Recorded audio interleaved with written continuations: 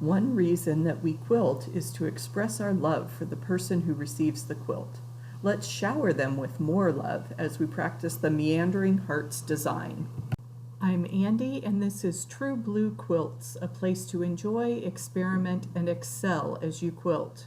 Did you know there's a companion workbook for this sketch series? Find that at truebluequilts.com. Once you are comfortable with a basic meander going in many different directions, you can start adding different shapes to that. You could add a basic loop and meander around your quilt. But today we're going to add a heart. So we want to keep a continuous line design, so we can dip in and then cross, dip in and cross at the bottom. So I've got two different positions there where my heart has crossed. And we can, again, come in and back up. And once you get going, it's a lot easier to cross at the bottom. You do your two bumps and then try to keep an elongated pattern there so that you stretch that out and get more of a point. If you haven't gone up very far, then it's a little bit harder to get that kind of point that we associate with a traditional Valentine type heart. But you can vary the size there of your hearts. And you do want to get these turning in different directions so you don't have a basic row of up and down hearts. We definitely want to travel around our quilt block while we meander. So if you have a heart in your quilting fabric that's a pieced block there, we can just start. And I tend to start upside down and then travel around and make sure that I am going in different directions. And this one I didn't cross the line because I didn't want to come into this space and clutter that up with more stitching. So I just bumped on the line and came back out, and then I can get back into my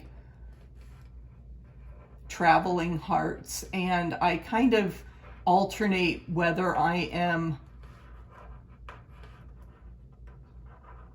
exiting on the right or on the left. And this one I am going to curve around, and you can see how the difference there in our heart designs. And just keep traveling around and varying the orientation. Some of your hearts are going to be nice and pretty, and some of them may look a little squished, but we are practicing our motifs and we are not getting graded on our artistic ability. Practice, practice, practice to build that muscle memory as you do this design. And if you wanted them closer together, you could do little clusters of hearts that all met at a single point, and they look more like clovers. You can put a lucky 4-leaf clover in.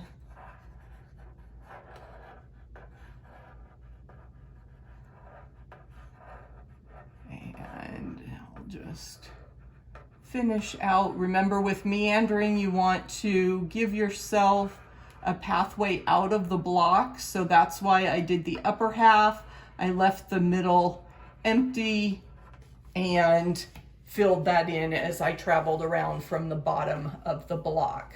So practice sketching those hearts and meandering over your block for a heart meander free motion design.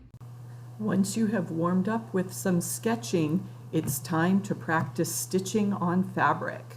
The perfect starter project for free motion quilting is a baby quilt. I promise they won't notice any of your mistakes. Check out the video below where I share my reversible 5-yard baby quilt. It's a great beginner project.